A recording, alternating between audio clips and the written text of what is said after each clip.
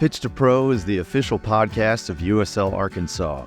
This will be our platform to tell our story about the club and the special place that we call home, Northwest Arkansas. This is a journey. We want to bring you along for the ride. We'll share what's going on behind the curtain, help educate the community at large about soccer, our league, and give updates on the progress of the club along the way. Together, we'll explore and unpack our journey to professional soccer, the magic that is NWA, our community, and talk all things soccer from on the pitch to behind the scenes, telling the story of our club. Pitch to Pro podcast is proudly sponsored by podcastvideos.com. Podcastvideos.com is Northwest Arkansas's premier podcast recording studio. Equipped with industry-leading equipment, the recording studio and services save you time, money, and hassle. They are dedicated to helping you create, record, and publish high-quality podcasts for your audience. Be sure to check them out today at podcastvideos.com. Today we'll be starting at the beginning of our journey as a club, digging into the very early days, well before there was even a whisper about a professional soccer club here in Northwest Arkansas.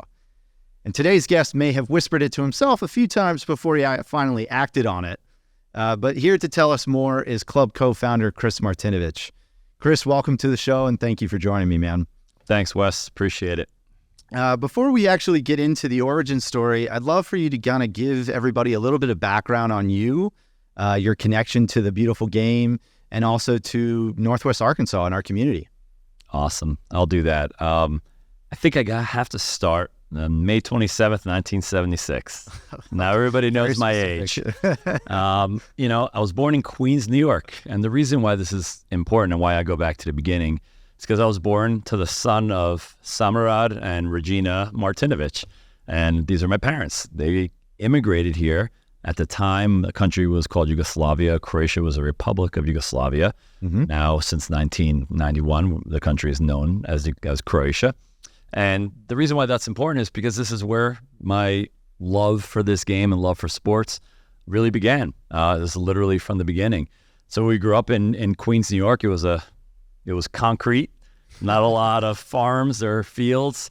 But I was able to get ingrained into this sport through my dad. It was the first really major influence kind of on my life in this game. And I remember going to playgrounds in New York and we would find all the foreigners, and my dad would just group them together and he could tell who they were, and they had soccer balls and we played. We would play, literally make little goals with garbage cans, and I was 5 all over the world, 6, 7 years old. I didn't know that this is how it was done all over the world. I just thought that was kind of common. And I was young and playing with teenagers and adults, and everybody was respectful and had fun, but also competitive. And it was just the beginning of this game really brings everybody together. Like, there was nobody who was excluded from that game. If you wanted to play, you could play. Some were really good, like ex-professionals from foreign countries that moved for their careers or their families or just a better life. To others that were just, hey, that looks cool you guys are doing. Can I jump in? Sure, hop in. And that's how it started. And so I had no idea. I just thought it was fun. We were playing games. And I remember then, as I got a little bit older, I'd go to my father's not pickup games, but actually semi-pro games. Okay. And these were ethnic teams that joined together. So we had a Croatian team in particular called the Dalmatian, which is the coast of Croatia. And they would play against the Germans and the Italians and the Albanians and the English and the Turkish and the Russians, on and on, and South Americans and Caribbeans. I mean, it was in New York, so it was a melting pot. You had a mini World Cup almost. Literally, you had a mini World Cup going on. Sometimes things got a little bit out of hand. Especially as a couple of red cards, a couple of poor refereeing decisions, but it happens. And but that's another lesson for me to understand the passion that comes with the sport, right? Because these guys were working full-time jobs. I was a son of immigrants. Like, my dad was working 2 jobs at the time. Mom was working. I lived with my grandparents. They watched me a lot. They worked. That was just what we did. So when Sunday came, it was time to have fun and go play a soccer game. And that usually meant going out afterwards and catching up with everybody, and families would get together and go to the social club, have a couple drinks. And it was a whole day, right? Yeah. But it united the families, and it was always part of our community impact. So those were like the really, really early memories. I just became a fan of all sports through that. So as I got older, we moved to New Jersey. I was about 10 years old. Now we're in the suburbs, and to us, that was kind of like the sticks. Little did I know I'd keep moving further south and west in the future. But at the time, we moved to a suburban town called Florham Park, New Jersey. Really big town for football, basketball, and baseball. Now, New Jersey itself was a soccer hotbed, but our little Florham Park was certainly not a soccer hotbed. We barely had a league. We had a few coaches that were, some coaches from other countries that started kind of the youth soccer organizations. And my dad came in and immediately started coaching and kind of trying to elevate the level of play that we had there.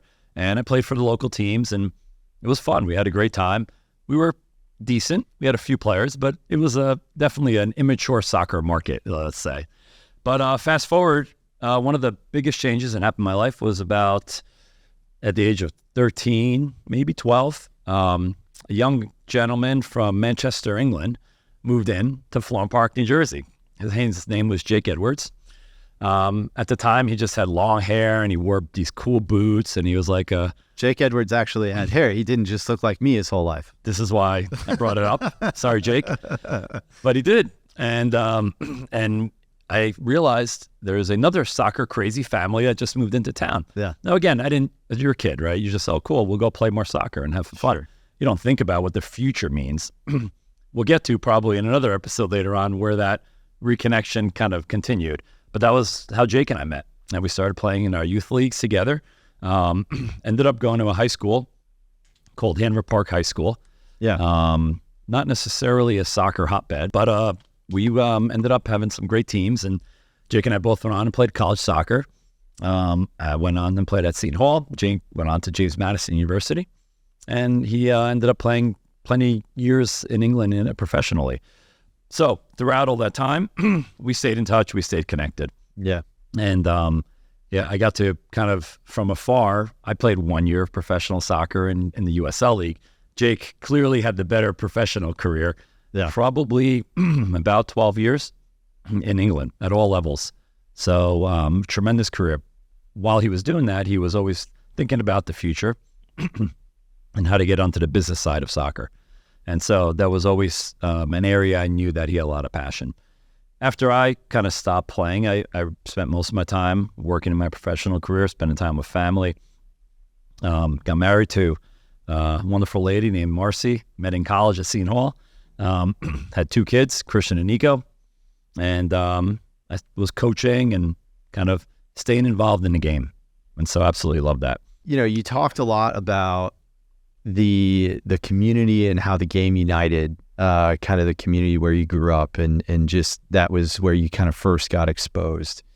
Can you talk about, your connection to, NWA a little bit and what you kind of thought and some of the differences in the area and maybe what was different, maybe not missing, but different in the community versus where you were kind of used to and kind of your background? I'll answer that by just going back for a second. Yeah. So when I played at Seton Hall, I played for a legendary coach. His name was Manfred Schellscheit.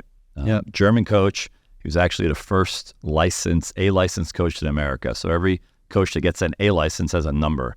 I don't know what we're up to, 5,000 or more, probably. Yeah. He's A1. And so he was literally like the godfather, the OG of U.S. soccer in the 60s, where soccer was really in its baby infancy stages, right?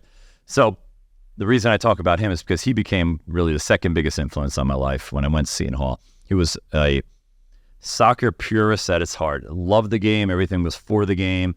And if you love the game will love you back, was what he always used to say. I love that. And I'm a firm believer, because I do think almost everything that has happened in my life has been because of the game in some way. Even things in my professional career, there's been contacts or lessons that I learned or different ways that I would deal with a scenario because of that's so true, experiences in the game. It's so true. And so every discussion with Manny, and we could have a podcast about Manny, which we won't do, but everything is related back to life. We'd be sitting at lunch at the Seton Hall cafeteria, and he would have the salt and pepper shakers and diagramming maybe soccer scenarios or maybe life decisions, you know, and you just never knew where the life. He was a very deep philosophical man. And what I took from that was the game, and his approach to coaching was very much about the player expression and the players driving the game and dictating the game, reading the game, making their own decisions. Yeah. Versus most of the American sports model is different. The coach is very involved and very engaged. You have set plays in football and basketball. And soccer, the coach just has much less influence than he does in any other sport. And so he wanted to prepare the players to be able to solve their own problems in games. And that was a game changer for me. So I had this opportunity to get exposed to people like Manny Shellshed, because I grew up there, who was a mentor of Bob Bradley, a mentor of Jesse Marsh, and this amazing tree. Big names. And when I came here, you know, I this is gets to the Northwest Arkansas part. You know, there was a level of soccer that just wasn't to what I was used to. It's just because we had so many years of a head start in New Jersey. And so I always, when I moved here, which was 2007, the day the promenade opened up. That's how I remember when I moved, And I had thought we'd be here for 18 months. Our neighbors came down. That's right. Look, perfect. We'll talk about that later. Yes, sneak peek. And moved down here like a lot of others. We were supposed to be here for 18 months. I worked for Bayer at the time. And that 18 months ended up being quite a long time. And we choose to live here and raise our family here and absolutely love it, like US and like many others that have come to Northwest Arkansas. Yep. Some of the challenges I had, though, as much as we loved it, was one of the things was not having professional sports, right? That was always something in the back of my brain. I never knew that we'd be talking about it. But there was something that always bugged me about traveling to Kansas City to go watch professional sports, driving to Dallas, to Memphis for basketball, got to Tulsa and Oklahoma City for other events, St. Louis. We've all done it. And we have, and you and I mean, we live in a pro sports desert, right? Soon to be no longer. We're trying to work to change that. But, you know, this is the land of the Razorback. And you and I actually, we found out today, or maybe yesterday it was, but we were talking about it, and you and I share that our universities didn't have college football. That's right. And so I don't know if you had a similar experience, but for me, it was really easy to kind of come in and you get wooed, right? And just in awe from what is SEC football country, and the pageantry, right? And the tradition and what it's like on game day and how amazing that is. And it truly is. And so you kind of, for me, I almost kind of forgot a little bit about the fact that we didn't have pro sports, because I grew up in DC area, Washington, DC, and Maryland. So I had, you know, Baltimore, I had the Orioles, I had the Capitals, I had DC United for soccer, in Major League Soccer. And so when I came here and not having college football, and I got to have that experience right out of school, I kind of forgot a little bit about that we live in a pro sports desert. And I don't know if you had some kind of that similar experience, and you got kind of, you know, it was great to rally around the Razorbacks and feel a part of the community that was here, and maybe how that's evolved over time. And, you know. Yeah, I was pissed. No, I didn't have that feeling. I was mad. I was really, it took me a while to get over that, because it just was such a big part of my life and my family's life. And I took my kids to many sporting events, right? It wasn't just soccer. Like we had like 10 pro teams in our area that we could go see, from baseball to football to hockey to college sports as well. But we had the added benefit of having all that variety. Hockey, it was not the most popular sport, but it was a great sport to go watch. It's so exciting, right? Sport to watch. You know, and then, you know, I was lucky when I was really young that my father took me to Cosmos games. And I was really young. I mean, I don't remember them except for pictures. But I have pictures of Pele's last game at the Meadowlands. Wow. Or I think it's still, this might not be, people can fact check now. People can, by the way. People can fact check this, but I believe there was a period of time where it was the most attended game at Meadowlands history, which is the old MetLife Stadium, because they violated the fire hazard. And so I think the official number was like 78,000, and they had like 83,000. People just were walking in and sitting in the stairs and hallways, because it was literally Pele's last game, right? Yeah. And so those were, again, just little memories for me, and moments that probably just sat in my brain and kind of led us to where we are today. But in Northwest Arkansas, when we moved here, that was definitely a challenge, right? I am a season ticket holder for the basketball program for the Razorbacks. I love it. I go to all the football games. It's awesome. Like, we all love it. It's fun. It's passion for it. It's great. Yeah. But we also want a diversity of options, right? Mm-hmm. And especially for a community like ours that has so many transplants, not just nationally, not just regionally, nationally, but globally. Yeah. There's one game that kind of fills that for everybody, right? It's called the global game for a reason. It's called the global game, the beautiful game, or a game of soccer or football or whatever people call it. Yep. It's an internationally recognized game. And so it really does unite. And so, we went through that period of traveling everywhere. I'm sure you did it, and a lot of listeners that did the same thing. And so we let's fast forward a little bit to get back to where the Jake connection comes back, because I think this is where it kind of started. We were actually fortunate enough. So I talked about my Croatian background. I was going to say, in 2018 World Cup is where I'll pick up, because I was in Croatia for a family vacation. We intentionally planned it around the World Cup. Now, smart people know now that Croatia's pretty good. But in 2017, we were good, and we had a young guy named Luka Modric, or middle-aged guys at that time, and stars, and we had a legitimate program. But we were a country of 4 million people. We're not going to get to the semifinals. We're not going to get to the quarterfinals, maybe, right? That would be a great run. And so I was fortunate, because 2018 I didn't have it, but most World Cups I have 2 world teams to root for. I get the American team and a family background with the Croatian team. Right. 2018 we only had 1, so I was all in on Croatia. And we were in Europe watching games, which, if anybody ever gets a chance to go to Europe or go to South America and watch a game, or actually go to a World Cup game, you could care less about the sport. There's nothing like it. No. And so I was very fortunate through my network of soccer contacts. I had a really, really amazingly lucky experience that good friend of mine named Chris Unger, who played at Princeton under Bob Bradley and also coached by Manny Shellscheid. That tree kind of comes back into my life, the game that you love, loves me back. Mm-hmm. And he was able to get me tickets to the semifinals when Croatia advanced into play England. And England was just super hot. They were going to win this thing. And there was zero chance. So most people plan for a year to go to the World Cup. I planned it in 3 days. From Croatia, we flew to Greece to get into Moscow. And we had to, and I took my son.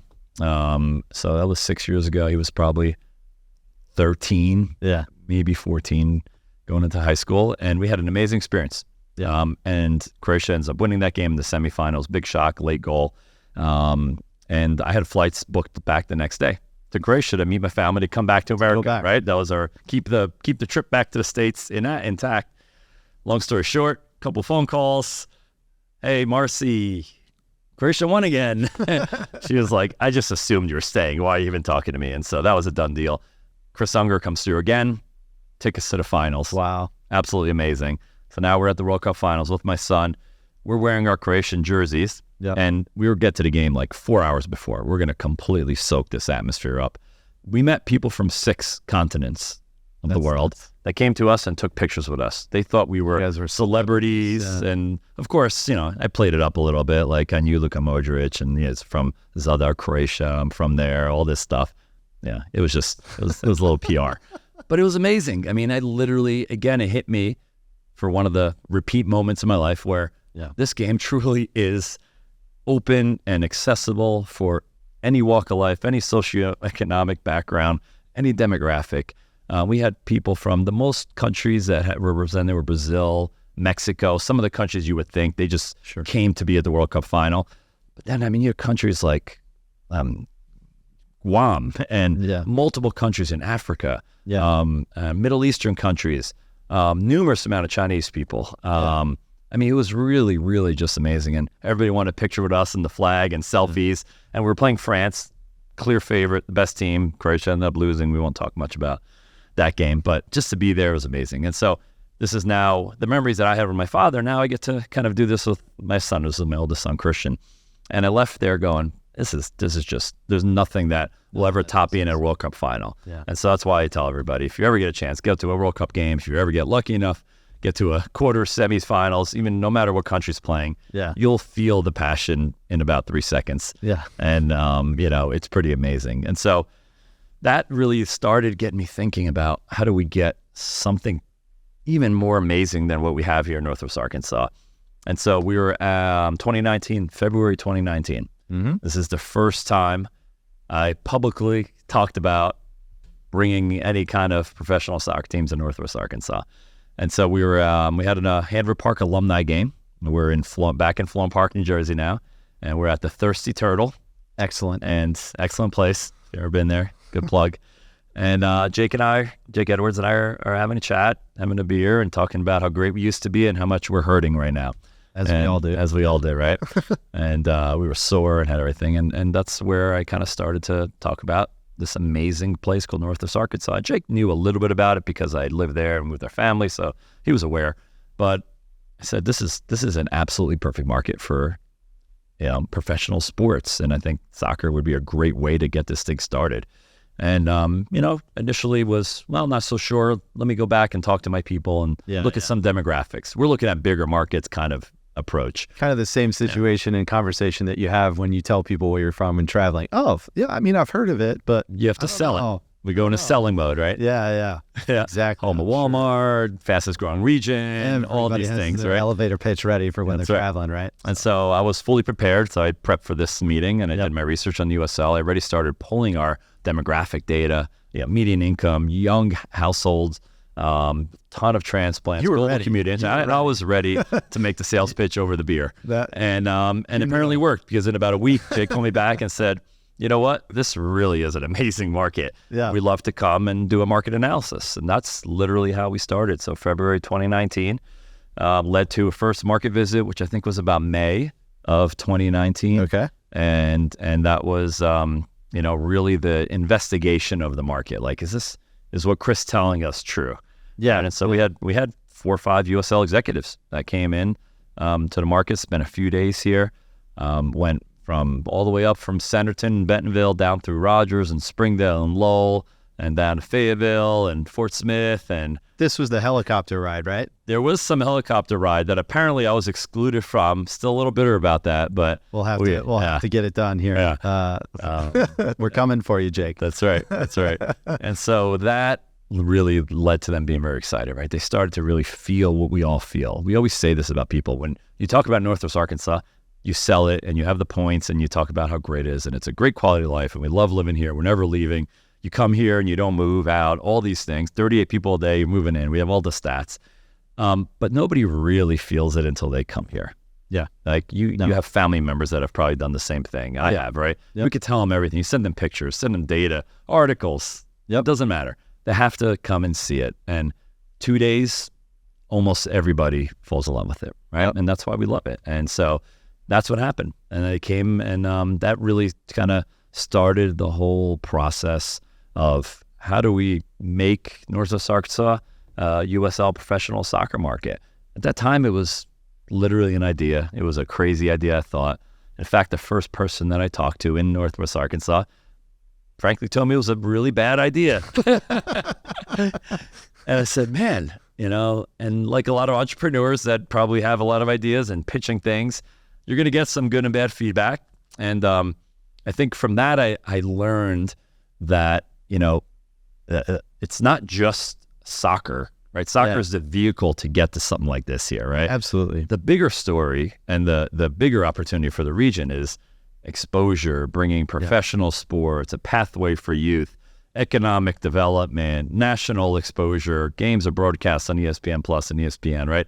There's multi-use facilities, right? We'll get into all of this down the road. Yeah. But that's really what this is. We're just happen to use in the beautiful game to do it, but we're really trying to make Northwest Arkansas a better place to live, work, and play, right? We always say that line. But it's true. This is about the community, and we're making the community where we live, work, and play better, and we're using soccer as the vehicle to do that. And it's the perfect one because, like we've talked, it knows no boundaries and it brings people together. Knocks boundaries down for some people, right? So that, I think, is just a perfect segue to kind of cut it for today. But we'll have you back and keep talking about kind of the story of how you brought pro soccer to Northwest Arkansas.